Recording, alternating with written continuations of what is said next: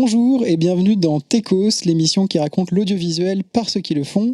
Je suis aujourd'hui avec Alexandre Milosevic. Bonjour. Et dit Miloche souvent. Miloche, oui, exactement. Électro, pour parler du métier d'électro, de comment ça se passe d'être électro sur un tournage, de comment on devient électro. Déjà, très rapidement, est-ce que tu peux te présenter ? Je m'appelle Miloche, du coup, je suis électro depuis 7 ou 8 ans et je fais beaucoup de fiction, de la pub et parfois je travaille un peu au théâtre aussi. Au théâtre comme régisseur lumière ? En tant que régisseur plateau, pour être précis. Voilà. Ok. Et alors, à quel moment tu t'es dit je veux faire du cinéma ? Et est-ce que c'était tout de suite tu t'es dit je veux être électro, ou quelles ont été les étapes de ce passage ? J'ai fait une fac de théâtre parce que je voulais être professeur des écoles et en fait ça m'a pas spécialement plu, professeur des écoles, donc je me suis redirigé vers la technique du théâtre, puis plus vers la technique du cinéma en intégrant une école qui s'appelle 3IS dans les Yvelines et ensuite voilà, j'ai fait un stage dans une boîte de location qui s'appelait Ciné Lumière de Paris. Ça m'a beaucoup plu, les projets. Je suis arrivé à un moment où il y avait une petite révolution dans l'histoire des projecteurs avec l'apparition de la LED, le fait de les piloter à distance et tout. Et donc c'est un métier qui est vraiment en train d'évoluer depuis quelques années. Ça m'a énormément plu. J'ai intégré des équipes comme ça et puis c'était très chouette. En fait, le passage à la LED, c'est aussi une réduction des équipes à ce moment-là, et le fait de plus... Parce qu'en gros, on était déjà passé à la chimie, on était passé au néon, et toi, t'es arrivé avec ce passage... Ouais, alors c'est vrai qu'il y a eu plusieurs passages dans l'histoire des lumières. Il y a eu le HMI, les fluos et la LED ensuite. Et en fait, on nous avait vendu la LED comme étant quelque chose de très léger. Où on nous a dit, vous allez voir, ça va être léger, ça va être formidable, il va y avoir effectivement une réduction des équipes. Personne n'y a cru, et à juste titre, parce qu'aujourd'hui, on se retrouve avec des projets qui font 80 kilos, qui sont impossibles à porter tout seul, où il y a une espèce de course à avoir le meilleur projecteur. Ça, c'est encore un autre sujet, avec des projets en fait, qui durent 5 ans et qu'ensuite on met à la poubelle parce qu'ils sont cassés et qui ne sont pas réparables. Mais ouais, je suis arrivé à ce moment-là. Et puis... mais par contre, non, j'ai pas ressenti de réduction des équipes, au contraire.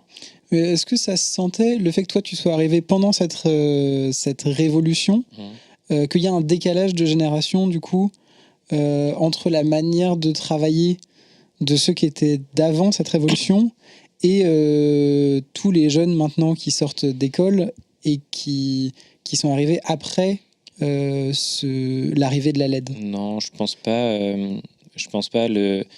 Beaucoup de chefs élects sont en fait étonnamment très geeks. Enfin, étonnamment, non, ils sont très geeks. Il y a une espèce de veille qui se fait très régulièrement.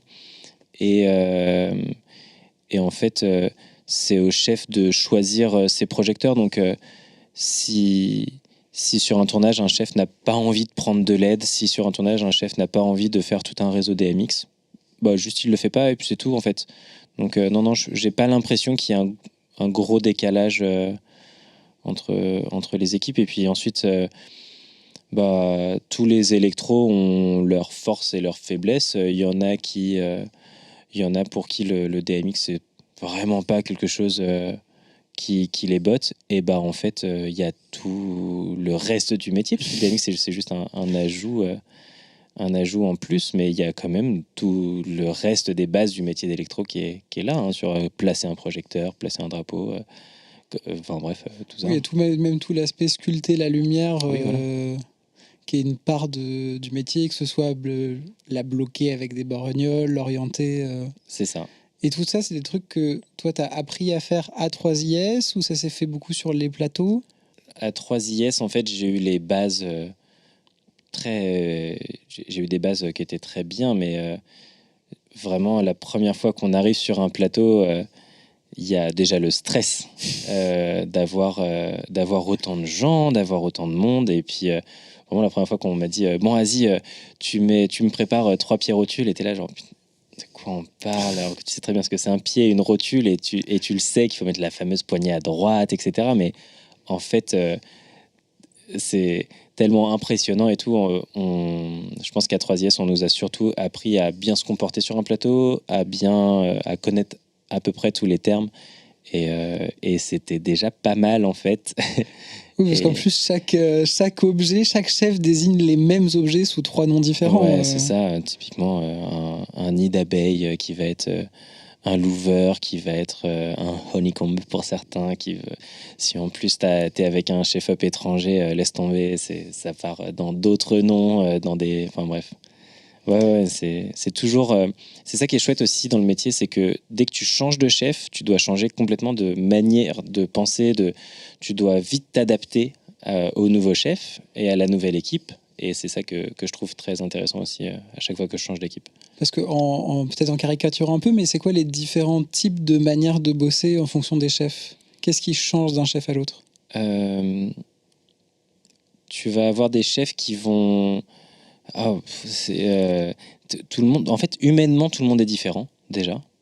Et ensuite, tu vas avoir des chefs qui vont être plus à l'américaine, en mode gaffeur, et qui vont dire ok, toi tu mets ça là, toi tu mets ça là, j'ai besoin d'un truc ici, j'ai besoin d'un truc ici. Et t'en as d'autres qui vont plus aller installer le truc, donc donne-moi ça et moi je l'installe, etc., etc. Ça dépend aussi de si on fait de la pub, si on fait de la fiction. Bref, ça dépend à chaque fois de chaque truc. Vraiment, t'en as. Moi, j'ai un chef où il m'a dit texto, voilà, moi je veux tendre le bras et tu me mets le projecteur dans la main, et des fois je tends le bras, il y a un projecteur dedans et je veux que tu me le prennes des mains, et puis sinon je reste focus sur le truc, et puis et voilà, et c'est à toi de te débrouiller. Je dis ok, ouais, c'est clair, ça me va, c'est précis. Ton objectif, c'est d'être le marteau de Thor. Ouais, il c'est tend ça, la main c'est et les pieds arrivent. exactement ça, le petit Mjolnir qui arrive. Mais non, mais c'est de faire en sorte que ce soit le plus fluide possible. Je pense que c'est ça de toute façon. Toi et moi, on a une idée de comment ça se passe, mais c'est pas forcément le cas du public général. C'est quoi le rôle d'un électro, et c'est quoi les différents rôles d'un électro au sein d'une équipe? Que fait un premier élec? Que fait un chef élec? Qu'est-ce qu'on entend par gaffeur? En France, on parle d'un chef électro qui est la personne qui va s'occuper de l'alimentation électrique, de la lumière, et que ce soit de la lumière artificielle, comme on a ici avec des projecteurs, ou de la lumière naturelle. Voilà, c'est lui qui va prendre les décisions à ce niveau-là. Il a sous ses ordres un premier qui, lui, va récupérer les demandes du chef élec. Donc ça, on parle du meilleur des mondes possibles, hein, sur les plus Oui, bien sûr. Le premier va récupérer ses ordres et les dispatcher à différents électros. On va avoir des électros qui vont plus être à l'arrière, qui vont être au camion, et qui vont, quand on va demander tel projecteur, c'est eux qui vont le sortir des étagères, le mettre au cul du camion pour qu'il y ait un autre électro qui vienne, le ramène et commencer à l'installer avec le premier. Et ensuite, on commence à avoir de nouveaux électros, des nouveaux postes en fait qui arrivent, comme des électros qui sont plus spécialisés dans le réseau, qui vont s'occuper d'adresser les projecteurs. En fait, aujourd'hui... Qu'est-ce que c'est rapidement, adresser un projecteur? Les projets aujourd'hui, c'est comme des petits ordinateurs qu'on va pouvoir piloter à distance. Et donc, il leur faut une adresse, il leur faut un petit nom, pour qu'il y ait un pupitreur, qui est un gars derrière une console, derrière un iPad, qui va pouvoir faire allumer et éteindre ou changer la couleur d'un projecteur à distance. Ben voilà, pour que tout ça fonctionne, on va avoir des gens qui s'occupent du réseau et qui vont adresser, donner un nom au projecteur et checker les pannes, que ce soit des pannes il y a un câble qui a été débranché par quelqu'un, il y a un projecteur qui s'est réinitialisé tout seul, enfin bref, tout ce qu'on entend par panne dès qu'on a un ordinateur sous la main, quoi. Et dans les postes autour de l'équipe élec, est-ce que tu pourrais expliquer ce que c'est qu'un groupman? Parce que c'est un terme qu'on entend beaucoup et qui fait plus ou moins partie de l'équipe élec. Oui, totalement. Le groupman est très important au sein de l'équipe élec, et il fait partie de l'équipe électro. Un groupman, il n'y en a pas toujours sur un tournage. Donc, le groupman, c'est la personne qui s'occupe du groupe électrogène. Le groupe, c'est un poids lourd dans lequel il y a une génératrice, un gros groupe électrogène. Ce groupe électrogène va nous fournir une puissance qui est très considérable parce qu'à l'électricité, on consomme énormément d'électricité. On a des projecteurs qui consomment beaucoup d'électricité. Donc d'un coup, quand il faut sortir 3-18 kg, et ben, en fait, on ne peut pas se brancher sur des prises domestiques, c'est pas possible. Surtout quand on tourne au milieu de la forêt, ou quand on tourne dans un château où l'électricité n'est pas du tout aux normes, ou dans une forteresse, ou quelque chose comme ça.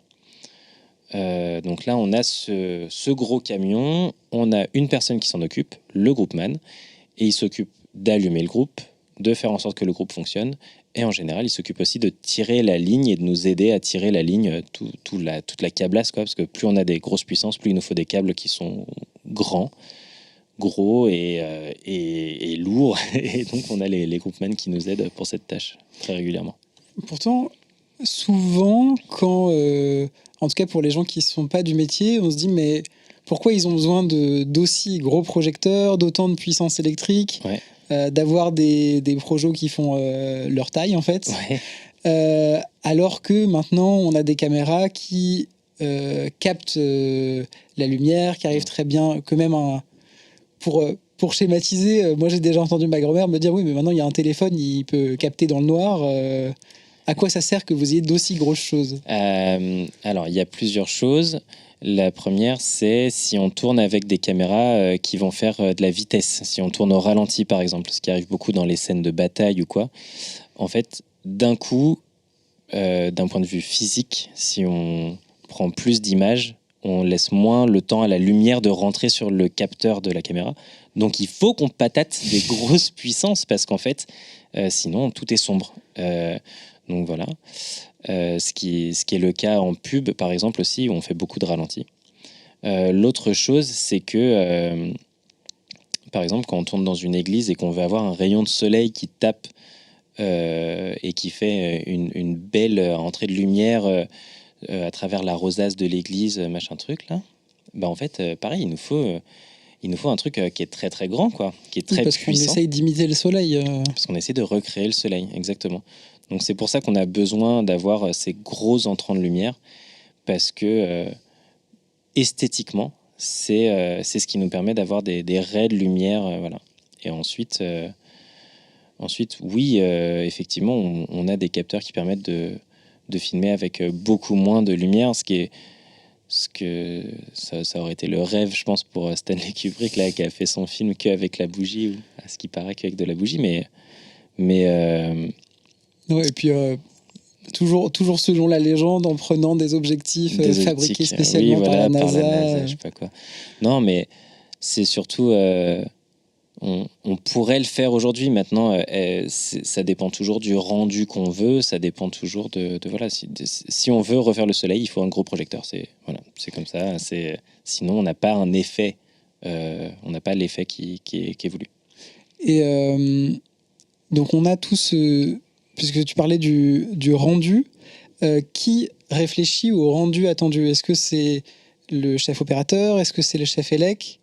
Qui se dit « Ah, là, ce serait super qu'on ait une grosse traversée de lumière dans la rosace qui aille taper sur l'hôtel ». Dans la hiérarchie de tout ça, donc un tournage, c'est étonnamment très militaire dans la façon de réfléchir. Donc on a d'abord le réalisateur qui nous dit « Moi, j'aimerais bien qu'il y ait... voilà, il soit 14h, il y ait le soleil qui tape pouf, là, je veux un pouf de lumière là. » Donc là, tu as le chef opérateur qui dit « Ok, un pouf de lumière, pour moi, ça veut dire un entrant de lumière qui vient de là, qui arrive jusque là. » Voilà, donc ça, il dit au chef élec, il dit « Voilà, moi, je veux de la lumière qui arrive là, là, et je veux que ce soit en violet. » Donc là, tu as le chef élec qui regarde, qui fait « Ok, de la lumière violette, très bien. » Donc il regarde le vitrail, il se dit « Ok, donc là, je peux mettre une gélade violette. Et puis, pour faire un pouf de lumière comme ça qui fait de là à de là, il faut tel projecteur. » Et donc, il faudra aussi mettre, c'est à 50 mètres de haut, donc il faudra une nacelle, et puis, etc., etc. Donc ça, c'est au repérage, c'est quand on est dans l'église, et là, tu as le chef machineux qui dit « Ok, d'accord, donc 50 mètres de haut, donc ça sera une nacelle, telle accroche, tel bidule, et puis voilà. » Voilà, tout le monde, en partant du gros pouf de lumière, voilà. Tout le monde retraduit dans son langage ce que veut dire le gros pouf de lumière. C'est ça. Ça se fait soit pendant les repérages, soit la lecture du scénario à l'avant. Et justement, comment ça se passe, les repérages, la préparation d'un tournage côté électro, entre le moment où le chef élec lit le scénario et le moment où on est sur place et on oriente le projo pour faire le gros pouf? Alors moi, j'ai pas cette expérience de chef élec sur un gros tournage, donc je vais pas trop pouvoir répondre là-dessus. Par contre, sur tout le côté repérage, on se trimballe dans le lieu et puis le découpage a déjà été fait, donc on dit ok, on a la caméra qui va être axée comme ça, et puis là on va avoir 12 fenêtres, et par chaque fenêtre il me faut un 9 kg. Donc toi tu prends ton papier, tu notes ok, un 9 kg, et ensuite tu demandes juste la hauteur du 9 kg, donc il dit faudra que ce soit à 5 mètres, ok, donc 5 mètres, donc on va prendre si c'est 5 mètres, tu prends une nacelle, parce qu'en fait, un long john, ça monte pas assez haut. Très rapidement, un long john, donc un type de très pied, gros pied qui pourrait monter un peu plus, mais sauf que si le gars te dit, en fait, ce serait pas mal que ça monte encore de 8 mètres, et tu fais, ah oui, j'ai bien fait de prendre une nacelle, et puis voilà. Et dans cette manière de préparer le tournage, comment ça se passe? Est-ce qu'il y a une équipe qui vient installer d'abord, ou est-ce que comment ça se passe en gros quand tu arrives sur un tournage? Ça dépend de l'économie du tournage. C'est l'économie d'un tournage. Vraiment, l'argent disponible va énormément influer sur ta façon de travailler. Pardon. Et en fait, dans un monde idéal, sur un gros tournage... un monde où le tournage a beaucoup d'argent, on est sur un Trois Mousquetaires... Voilà. T'as le rig, qui est une équipe électricité, qui vient avant pour préinstaller et après pour désinstaller. Pour désinstaller les très grosses sources. Les très grosses sources de lumière, les très gros projecteurs. Typiquement, ramener une nacelle, en fait, c'est vite tout un chantier avec un poids lourd qui arrive pour décharger la nacelle, pour aller la mettre en place, etc. Ça prend du temps. Pour installer un projecteur sur une nacelle, tout ça, ça prend énormément de temps. Et donc, c'est pas quelque chose qu'on peut faire le jour même. Donc, il y a une équipe de rig qui vient en amont, qui installe tout, qui tire toute la câblasse aussi. Et puis voilà. Et question un peu liée, parce que je reprends l'exemple du gros pouf de lumière par la cathédrale, c'est très bien. Si tu te retrouves à travailler dans un lieu historique, que ce soit une église, le Louvre, peu importe, est-ce qu'il y a des précautions particulières qu'on vous demande de prendre? Oui. Déjà, on met tout le temps en place pour ne surtout pas abîmer un lieu.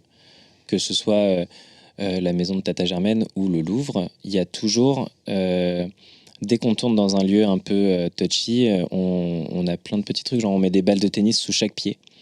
On va mettre de la moquette partout pour rouler notre matériel où on peut. On va vraiment, il y a un soin qui est pris sur les lieux. Ensuite, au Louvre, typiquement, c'est de la moquette sous les grosses prises. On a des prises qui sont très grandes par rapport aux prises domestiques. On met un petit bout de moquette en dessous. On met un petit bout de tissu pour éviter que ça touche le parquet.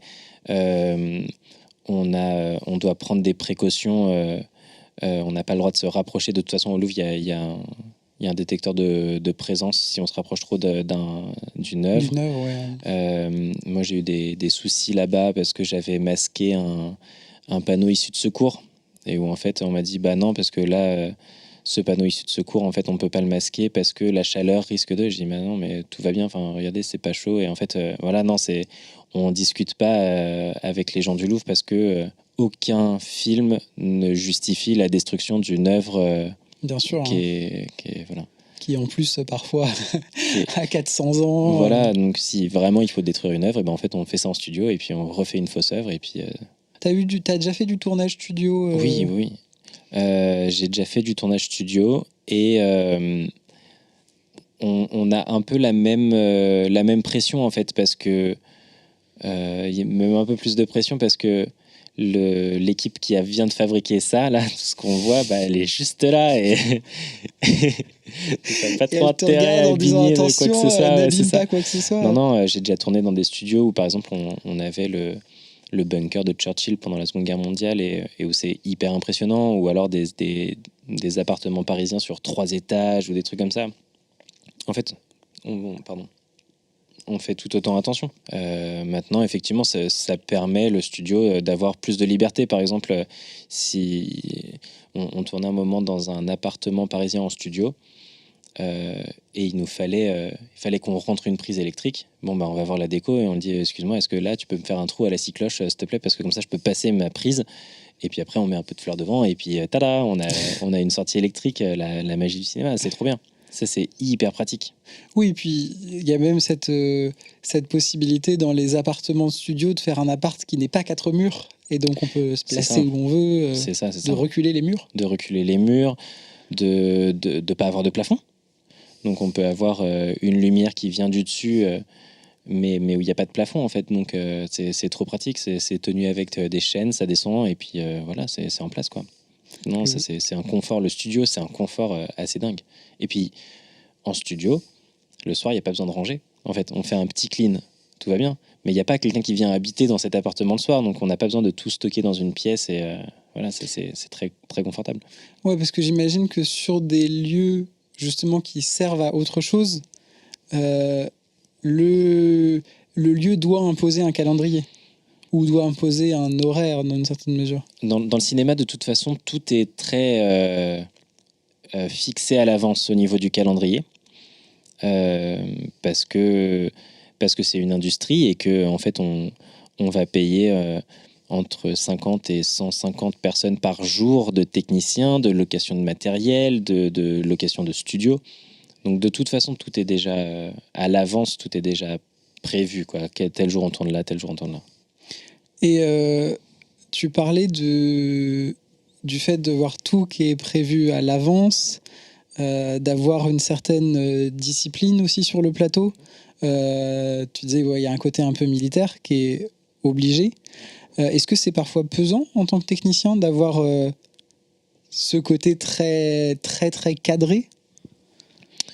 Moi, j'ai jamais trop trouvé ça contraignant. Au contraire, c'est cadré et du coup, en fait, comme tout est cadré, tu sais à qui t'adresser. C'est-à-dire que s'il faut aller déplacer tel truc, tu sais que c'est la déco. S'il faut déplacer la dolly, et ben c'est la machinerie. Et il y a personne qui va aller déplacer ton matériel à toi. Donc c'est assez agréable en fait, sauf si en fait les fois où on déplace ton matériel à toi, après tu le retrouves pas et tout. Et c'est là où c'est un peu frustrant. Tu fais je comprends pas, mon trépied il était posé là et en fait d'un coup il a disparu et tu fais en fait c'est l'ingé son qui l'a déplacé parce que tu fais mais pourquoi t'as fait ça, sans déconner, il était en place. En fait en tournage tu sais jamais trop si quelque chose est en place parce que c'est du jeu, parce que c'est de la technique ou quoi. Donc tu vas aller demander à la personne de le déplacer au cas où en fait ce drapeau que tu as l'impression qu'il sert à rien, et en fait il faisait une ombre ou alors il cachait un truc. Voilà. Ouais.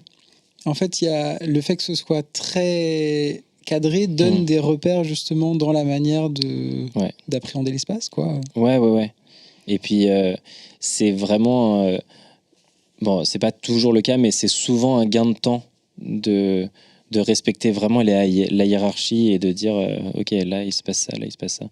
Après effectivement il y a des fois où c'est un peu impressionnant quand tu tournes avec un très gros chef et que en fait t'oses pas aller surtout au début, t'oses pas aller le déranger alors qu'en fait c'est hyper important et que oui, il y a des fois où faut y aller. C'est le côté très humain du tournage aussi, savoir à qui s'adresser comment s'adresser à la personne et est-ce que ta question elle est justifiée ou pas. Ouais, bien sûr. Puis une impression que j'ai, en tout cas peut-être d'un point de vue un peu extérieur, c'est que la manière dont on s'adresse la parole les uns aux autres entre techniciens, c'est pas du tout celle du monde de l'entreprise classique, quoi. Personne se vous voit. Ouais. Est-ce que c'est pas justement un peu difficile quand tu arrives en tant que jeune élec de prendre tes repères dans tout ça et de pas commettre d'impair? Je pense que ça peut être compliqué de comprendre que c'est pas des copains, c'est des collègues de travail, mais qu'il y a effectivement une ambiance de travail qui est où effectivement d'emblée on se tutoie, tout le monde se tutoie. Tu vas tutoyer le producteur, le réalisateur, tout le monde se tutoie. Et je suis perdu dans ma réponse. Non, tout le monde se tutoie, mais c'est dur c'est dur de prendre ses marques peut-être au début. Après, voilà, faut parce être... que c'est les gens que tu tutoies, mais qui sont des fois 6-7 échelons au-dessus de toi dans la hiérarchie, quoi. Ouais, mais il y a un moment où quand tu as une question à poser, s'il faut la poser... Moi, j'aime utiliser l'expression que la fonction prime sur le grade, en fait. Ouais. Et ça m'est déjà arrivé d'engueuler quelqu'un, en fait, parce qu'il avait branché son chargeur d'ordinateur sur une prise qui était graduée sur un dimmer. Et en lui disant, mais en fait, tu peux pas faire ça. Tu vas au mieux exploser ton ordinateur, au pire, provoquer un incendie. Donc, en fait, voilà. Et moi, jeune élec, je te le dis, je t'interdis de faire ça. Voilà. Ouais. Et t'as pas ton mot à dire en fait quand un électro te dit ça. Tout comme un machinot, s'il vient te voir et qui te dit bah non, en fait, tu montes pas en haut d'une échelle sans m'avoir prévenu, et puis tu te mets pas à 15 mètres de haut sans baudrier, sans rien, en fait, jamais de la vie, quoi. Et ouais, ok, en fait, tu fermes ta mouille et tu. D'accord. Voire même pardon. Et je pense que c'est pas évident pour non plus de l'extérieur. Comment est-ce qu'on prépare la sécurité sur un tournage? Comment est-ce que tu fais pour que personne ne finisse écrasé sous une grue, électrocuté ou les deux? Moi, je m'occupe. Les électrons s'occupent de la sécurité électrique sur le tournage. La sécurité physique, comme on l'entend, ça va plus être la machinerie. Bah nous, on a notre habilitation électrique, donc on est formé à se protéger soi et à faire des installations électriques qui sont le plus sécures possible. Maintenant, si quelqu'un vient avec une fourchette et la met dans la prise, moi j'y peux rien non plus, tu vois. Mais on va prendre le bon matériel, on va avoir des protections en 30 milli ou en 100 milliampères qu'on va mettre au niveau de... Qu'est-ce que c'est du coup une protection en 30 milli, c'est 100 un milli? disjoncteur qui va sauter très très très très vite dès qu'il sent qu'il y a, une fuite électrique quelque part. Genre Bobby qui met sa fourchette dans une prise. Normalement, c'est le 30 milli qui saute directement. C'est le... Voilà, vous en avez un chez vous normalement. T'en as un chez Watt, tu regarderas. Oui, et donc dans l'idée, le courant passe trop vite pour que Billy ait le temps de décéder ou même de sentir quelque chose. Trop forte. Il y a une fuite trop forte à un moment et donc il se déclenche en gros. Et c'est déjà arrivé toi que des accidents se produisent sur des tournages où tu étais? Oui. C'est jamais drôle. En fait, le tournage s'arrête d'un coup. Il y a une fois où on tournait dans un château et où en fait il y en a un qui s'est pris une châtaigne parce que à remettre une vis, voilà, il a remis une vis. Ses gants étaient un peu mouillés parce qu'avant il roulait de la ligne dehors. Il a remis une vis, pardon. Il a remis une ampoule et la douille était pas bonne. Il s'est pris une turbo châtaigne. Et ouais, le tournage s'arrête le temps d'appeler les pompiers. Et puis voilà, heureusement, tout allait bien. La personne, elle est partie se faire inspecter dans le camion, machin truc, et tout allait très très bien. Donc voilà, il a bien sûr, il vérifie que le cœur a pas de brûlure interne. La vessie, ouais, la vessie, parce qu'il y a parce que c'est là qu'il y a de l'eau. C'est là qu'il y a de l'eau, et en fait, c'est le truc qui peut bref. Mais ouais, non, des accidents, heureusement, j'en ai pas connu énormément. Mais ouais, ça reste un lieu qui est accidentogène. C'est pour ça qu'on est très vigilant là-dessus et que ça nous arrive de dire non, là ça je le fais pas. Trouvons une autre manière de le faire, mais on va pas mettre un trépied avec 80 kilos qui pend au-dessus du vide sans sécurité. Non, on trouvera une autre façon de le faire. Mais voilà, les machinaux sont très forts là-dessus pour trouver des façons de faire qui soient safe. Puis j'imagine que c'est plus facile ou en tout cas on est plus attentif en début de tournage ou en début de journée quand tout le monde est réveillé, il fait attention, etc. que en fin de journée avec le rush, l'accumulation. Je pense aussi, je pense qu'il peut y avoir, mais c'est plus accidentogène. On a des automatismes de toute façon qui sont... on a des trucs qui sont un peu comme rentrer dans les mœurs, quoi. Je sais pas comment expliquer, mais sur chaque projecteur qu'on va installer, la machinerie va passer derrière pour mettre une élingue, hein, une sécurité en métal. On a tout un tas de choses qui sont obligatoires et qui sont là et qui nous protègent en fait. Voilà. Je vais vous poser quelques petites questions un peu de terrain. Est-ce que toi tu tournes toujours avec les mêmes équipes ou est-ce que c'est quelque chose qui varie? Non, moi je n'ai pas d'équipe fixe. Je fais beaucoup de renforts, donc je vais souvent dans des équipes. C'est globalement un peu les mêmes, mais j'ai pas d'équipe qui soit attitrée. Oui, bien sûr, mais à la fin, chacun se crée son propre réseau. J'imagine que c'est des gens avec qui que tu revois régulièrement, même si c'est pas ordonné. Il y a un truc, quand on parle de la famille du cinéma, c'est vraiment ça. On recroise régulièrement les mêmes personnes et c'est toujours rigolo en fait de se revoir après 2 ans sans avoir quelqu'un et faire ah attends on a fait mon Dieu on a fait cette série là avec pendant la Seconde Guerre mondiale, c'était trop bien. T'as fait quoi depuis? Et on prend toujours 5 minutes à la machine à café, à aller checker nos mails, à faire attends, ah ouais, t'as fait ça, ok, ah oui, moi aussi, etc. C'est marrant. Une petite question aussi, parce qu'il y a différents types de tournage. Ce serait quoi pour toi? Quel genre de tournage t'aimes faire? Et ce serait quoi pour toi le tournage idéal? Si le génie de la production t'offre un tournage, à quoi ça ressemble? Moi, j'aime bien. Déjà, j'aime bien tous les tournages. Après, j'aime beaucoup. J'adore les tournages en province. J'aime bien tout. Tout est assez rigolo. Et ce qu'on se disait tout à l'heure, ce que j'aime beaucoup faire, ce que je trouve rigolo, c'est les packshots. Filmer tout ce qui va être les petits parfums, les petits colliers, tous ces trucs-là, c'est quelque chose que je trouve assez stimulant. Parce que comment ça se passe un tournage de packshot? Un tournage de packshot, donc ça va vraiment être ces petites images où on va voir le flacon iconique d'une marque qui va tourner sur lui-même ou un truc comme ça. Et donc on est dans un petit studio et on va nous donner le matin une liste de plans qu'on va devoir faire qui ont été faits en 3D. Et on va ensuite recréer ces images avec la lumière. Donc il y a beaucoup moins de gens que sur un tournage traditionnel. On est 5 ou 6 autour de la caméra. Une fois qu'elle est placée, elle bouge. Généralement, elle bouge pas. Et ça va être venir mettre des projecteurs très proches, des machins et tout. C'est vraiment rigolo de créer comme ça l'image en direct, quoi. C'est quelque chose qui me... Il y a un côté composition un peu comme un peintre ferait avec un tableau, quoi. Ouais.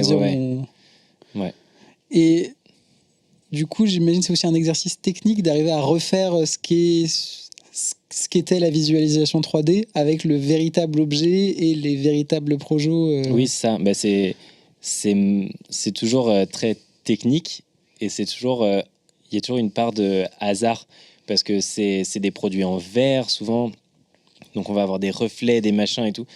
Donc des fois en fait on va mettre un projecteur, ça arrive souvent ça, où il y a le chef qui me dit ok vas-y panote à gauche, donc panote à gauche, et alors moi je suis à 3 km du produit, mais en fait il dit ah stop, touche à rien, vas-y c'est parfait. Tu fais mais je comprends pas, et en fait le bord du truc c'est exactement ce qu'il faut, donc voilà, des fois c'est très mal placé et en fait ça marche quand même. Il y a un truc, ça, c'est le bon angle qu'on a trouvé par hasard. Il y a de la technique, il il y a genre des fois tu tombes sur ton petit 1% de chance et tu fais oh waouh trop bien, je comprends pas pourquoi ça marche mais vas-y on refera ça la prochaine fois. Et puis ouais c'est de la technique souvent c'est vraiment juste de la technique pure et dure et c'est très rigolo. Ouais. Et c'est de la technique très cadrée ou est-ce que tu dis il y a une part d'invention voire de bidouille un peu? Il y a tout ce qui va être la bijoute du chef. La bijoute, c'est historiquement, c'est tout ce qu'il y avait dans la boîte à bijoux des électros. Avant, c'était une espèce de caisse à outils, quoi. Et maintenant, ça prend des proportions un peu plus grandes. On parle plus d'un 22 mètres cubes. Et ouais, voire de 22 mètres cubes pour quelques chanceux. Un petit poids lourd, ce serait pas mal des fois. Et en fait, la bijoute, ça va être...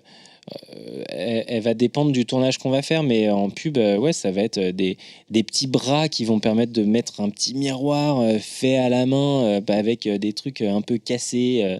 Voilà, un miroir cassé. Ça va être des accroches cheloues, ça va être des aimants, des trucs qui sont pas conventionnels. J'ai déjà vu des débris de miroir dans une piscine gonflable pour obtenir un effet. Et ça marche trop bien.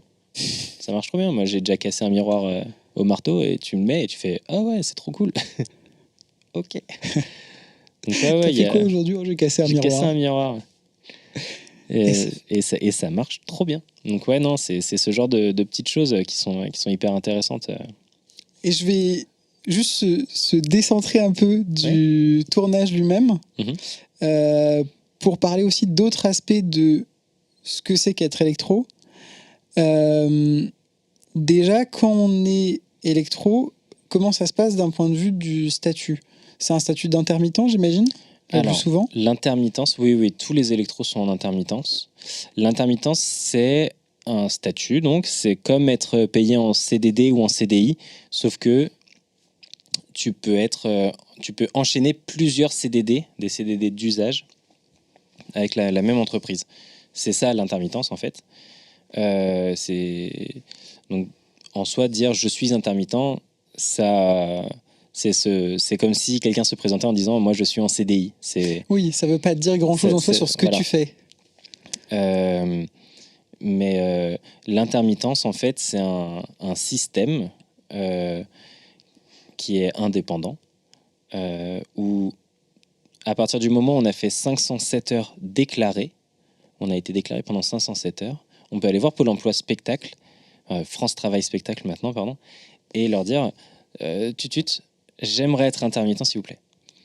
À cette date-là, France Travail dit ok, pas de souci.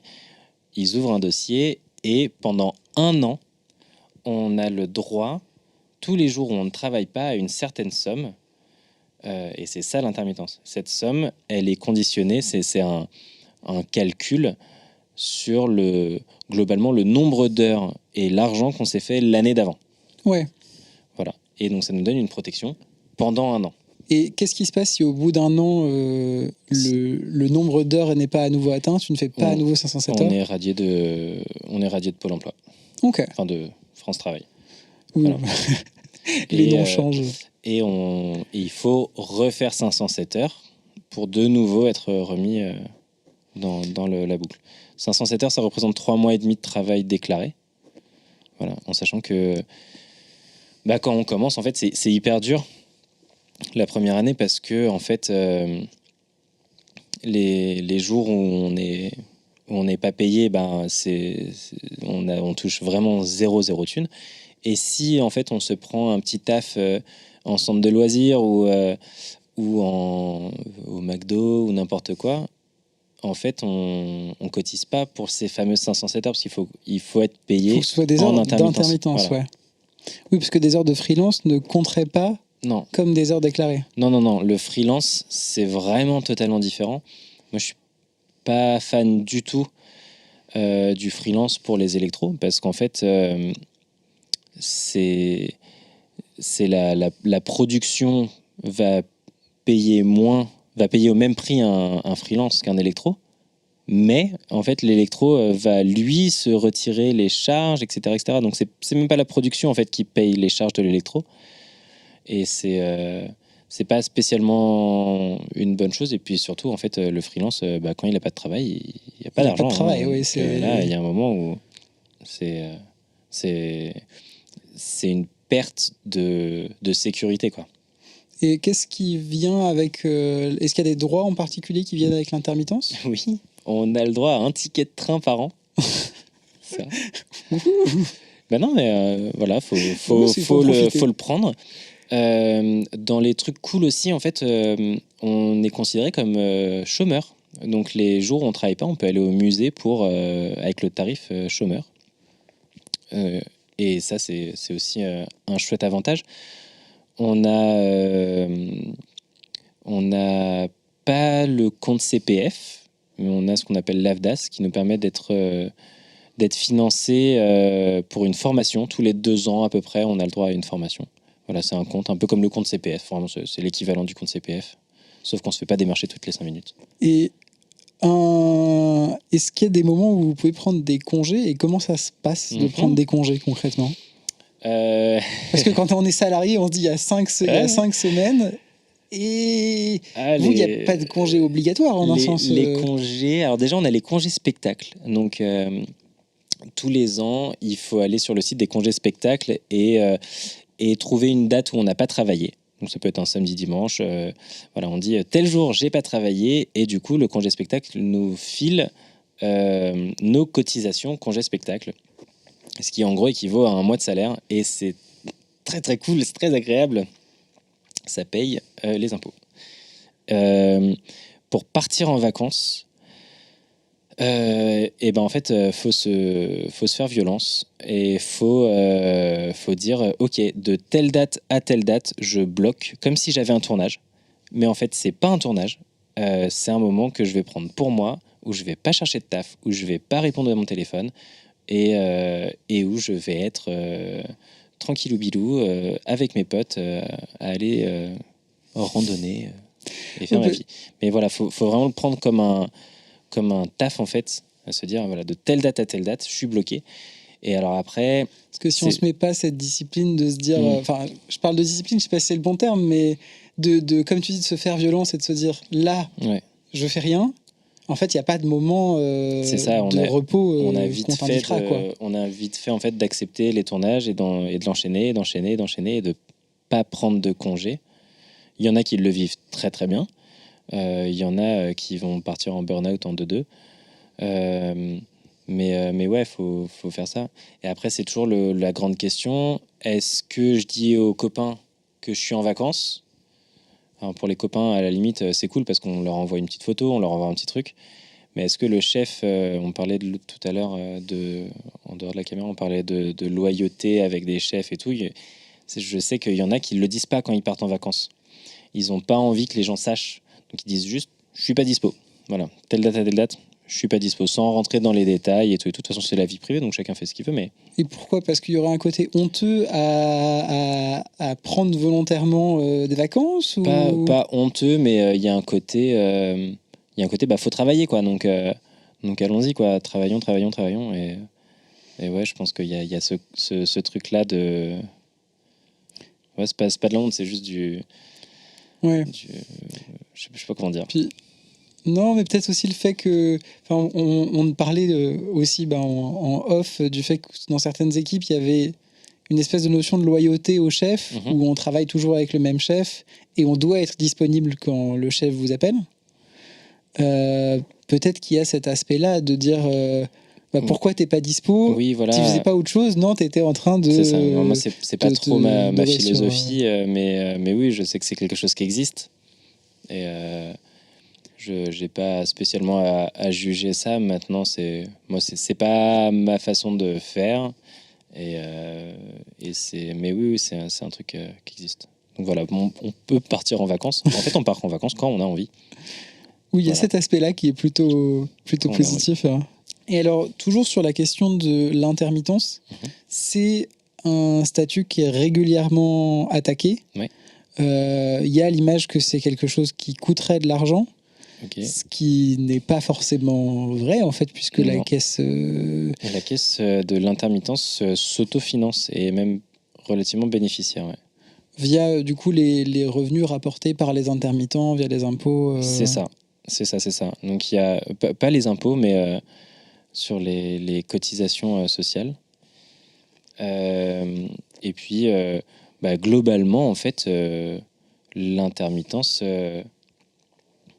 se finance en fait et permet aux petits projets, permet aux gens du théâtre, par exemple. Moi, je fais pas mal de théâtre aussi.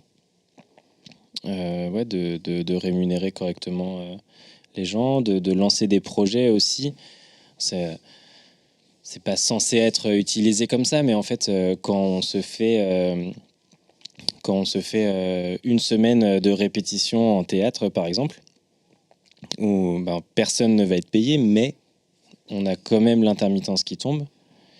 Et donc, voilà, c'est aussi un peu... Ou un court-métrage, par exemple, un court-métrage où on va faire une semaine de court-métrage. Techniquement, on n'est pas payé, mais on a l'intermittence qui tombe. Ouais. Donc, voilà, c'est aussi grâce à ça qu'on a ces petits projets et cette créativité qui est là, quoi.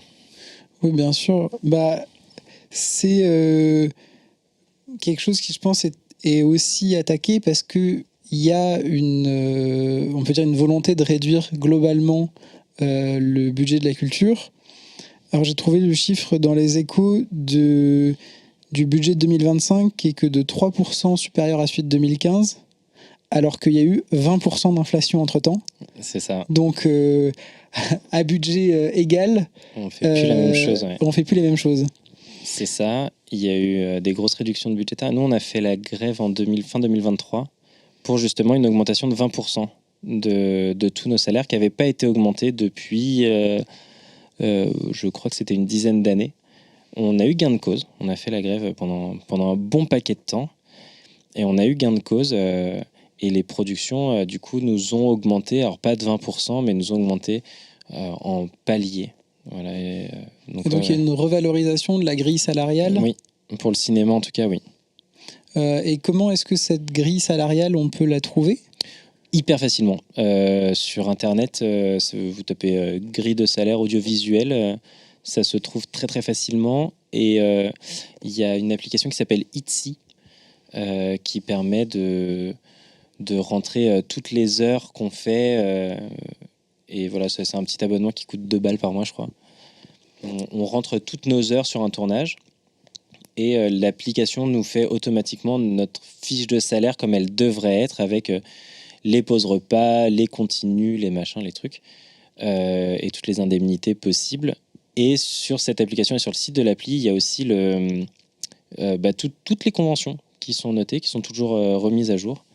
Donc voilà, il y a une convention pour la fiction, la pub, en fonction de si on fait un film, en telle catégorie, telle annexe, etc.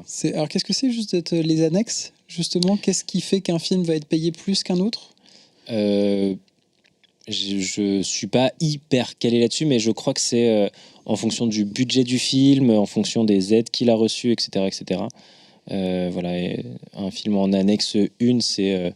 un film classique, on va dire, et un film en annexe 3 est moins bien payé, mais si d'aventure il y a des recettes incroyables, normalement l'équipe est censée être repayée par la suite, un peu comme des dividendes. Comme ça. Ah, c'est pas mal, j'ai une espèce de petit pourcentage sur les recettes si le film... Ouais, je connais très peu de personnes qui ont un jour eu des retours là-dessus, mais voilà, c'est ce qui permet aussi à des films un peu plus petits de se faire, un peu moins blockbuster, voilà. Ouais, d'éviter d'avoir, en termes de diversité de production, ça, ce qui permet de prendre des risques dans le cinéma. Que des gros pâtés Gaumont, quoi. C'est ça. Et justement, à propos de risques dans le marché du cinéma, cette année, dans pas mal de domaines, notamment en publicité et en fiction, on a eu un ralentissement de la production, qui est dû à plein de facteurs. Dans les facteurs explicatifs que les gens ont donnés, il y a eu les incendies en Californie, il y a eu l'élection de Trump, qui a ralenti la production américaine et donc les tournages américains en France. Ouais. Pour nous, il y a eu des changements au niveau du CNC, il y a eu des annonces de grosses réformes de l'audiovisuel public, toute la réforme... porté par Rachida Dati, notre ex-ministre, à l'heure où je parle, puisque le gouvernement était... avec la dissolution du gouvernement... Il me semble que c'est juste le Premier ministre qui est parti, mais je crois qu'elle est toujours ministre de la Culture. Comme il doit reformer un gouvernement, je ne sais pas quel est son statut exact. Je ne vais pas m'avancer. J'ai peur de dire des bêtises. Ne se prononce pas. Mais oui. Les dernières infos que j'ai eues, il y a une chance que ce soit encore elle, en tout cas qu'elle fasse le suivant. Ouais, mais il y aura peut-être un échange de ministère. Mais donc, ce ralentissement de la production, est-ce que c'est quelque chose que toi, tu as ressenti ? Oui, ouais, très fort. En novembre 2024, il y a eu un gros ralentissement en fait de toutes les productions. Et ça correspond avec la dissolution du gouvernement de fin 2024, où en fait, comme tu as dit, hein, comme il n'y avait pas de gouvernement, il n'y avait pas de budget pour le CNC, et donc les prods ont carrément levé le pied. Ça coïncidait aussi avec la fin de tout le retard accumulé à cause du Covid, où il y avait un surplus de travail et un surplus de demande. Oui, en fait, en sortie de Covid, tout le monde s'est mis à produire à fond, quoi. Ouais, parce que pendant un an, tous les projets qu'on devait faire, ils ont été arrêtés, mais il y a quand même des projets qui sont rentrés, parce qu'il y a plein de gens qui continuent à écrire, donc voilà.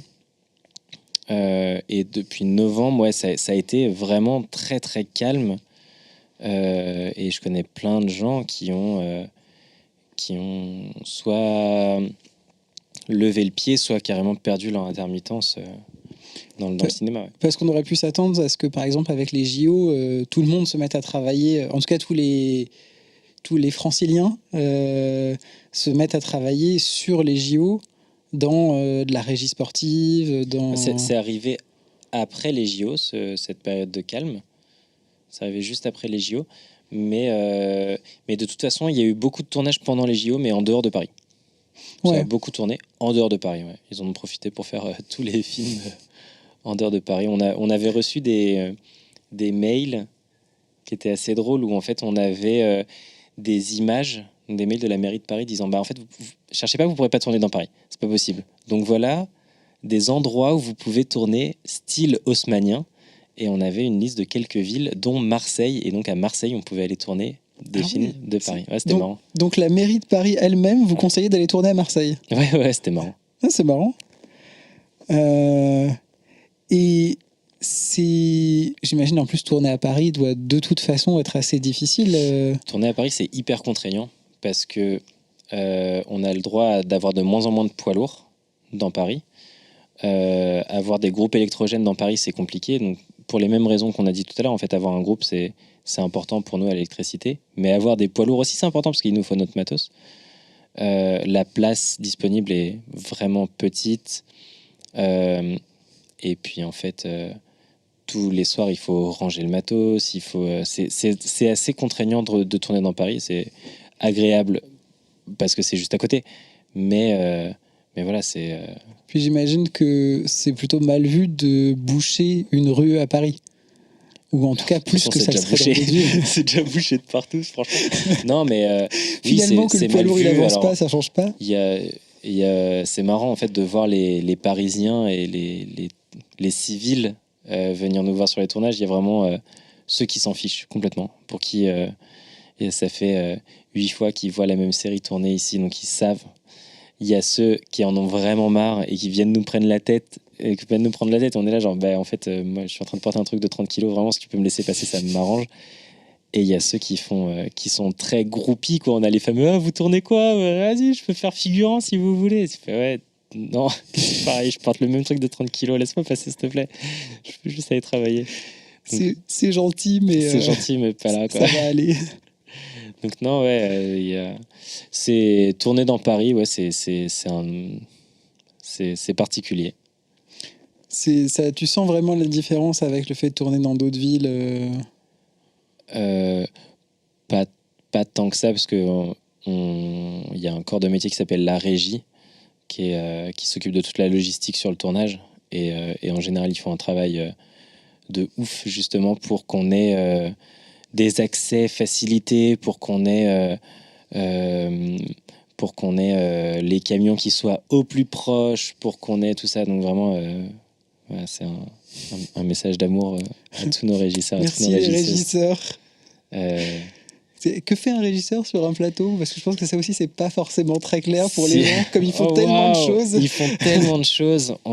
Ça va de s'occuper de la table régie où on va trouver les gâteaux, le café, ce qui est aussi diablement important, mais c'est aussi s'occuper de s'il nous faut des piles pour nos frontales, c'est eux qui vont aller les acheter. Si on a un bobo, si on a un machin, si on a une galère de logement, si on a une galère de véhicule, si ils font tout en fait, tout ce qui est logistique sur un tournage, c'est eux quoi qui vont décider où on va garer les camions, où on va mettre la cantine, qui vont à l'avance arriver sur le plateau et sécuriser les lieux en mettant des cartons un peu partout pour qu'on n'abîme pas le matériel, pour que c'est les premiers arrivés, les derniers partis, c'est les meilleurs.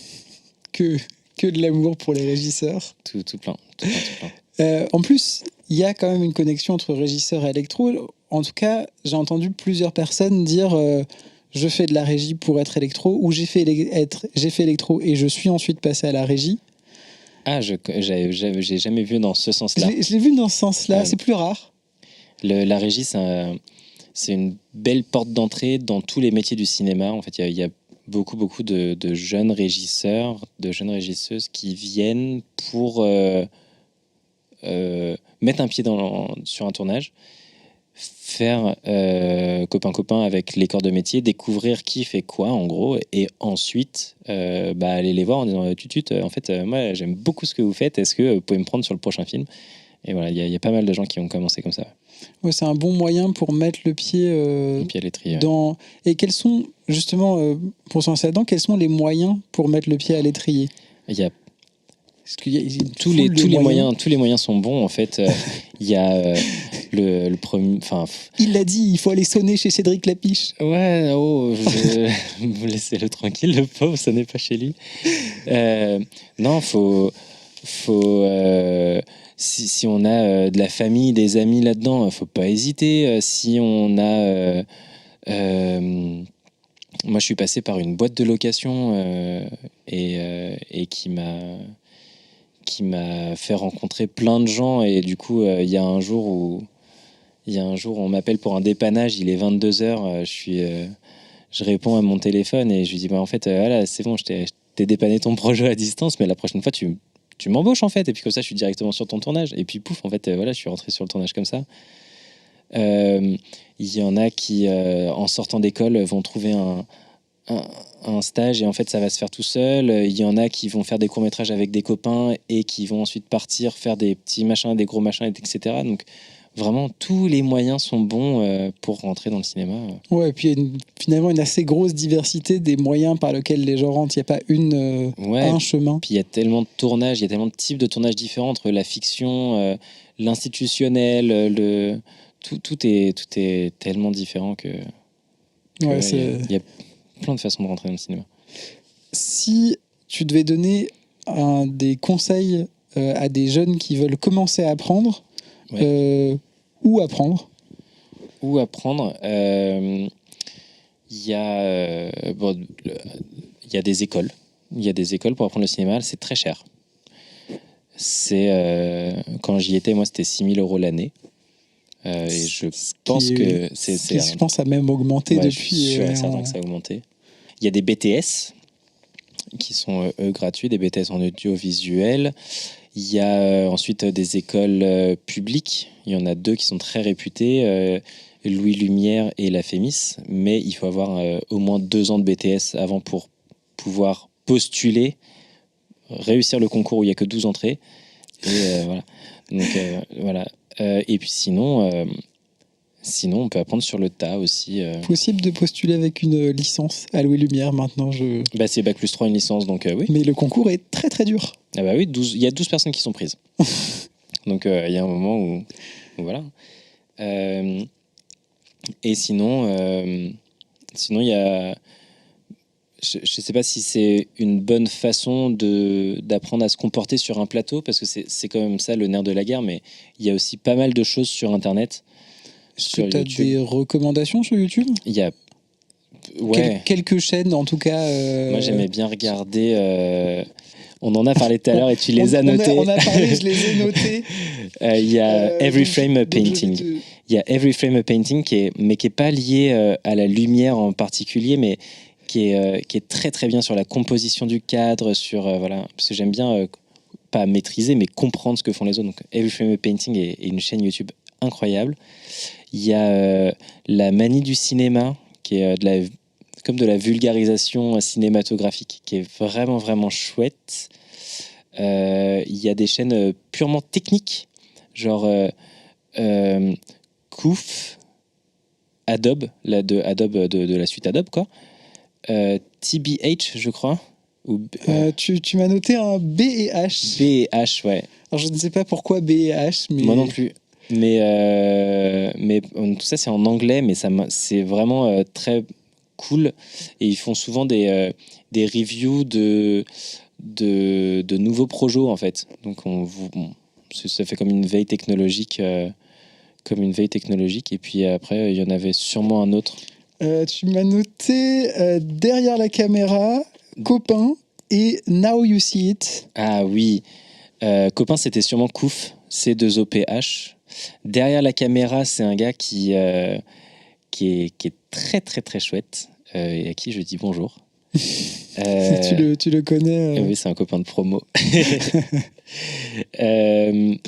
Et qui, pareil, fait des reviews de matériel. Alors lui, c'est plus la photo, mais voilà, ça permet aussi, il fait aussi des petits projets et tout, donc ça peut être intéressant. De toute façon, il faut prendre là où il y a du truc. Et la dernière, c'était quoi? C'était Now You See It. Now You See It, c'est ça. Eux, ils font des petites vidéos sur... Ouais, c'est des petites vidéos, ils prennent une thématique et ils vont aller dans cette thématique. C'est assez intéressant, ouais. Une petite dernière question, on va conclure avec ça, qui est toujours pareil, les génies de la production. Oui. Qu'est-ce que tu rêverais de faire dans 5 ans, 10 ans? Toujours élève, qu'est-ce que tu dois évoluer en termes de position, en termes d'apprentissage aussi? Moi, je pense que j'ai trouvé un métier qui me convient vraiment bien. J'aime beaucoup électro. Dans 5 ans, dans 10 ans, est-ce que je ferai toujours ça? Certainement. Vraiment certainement.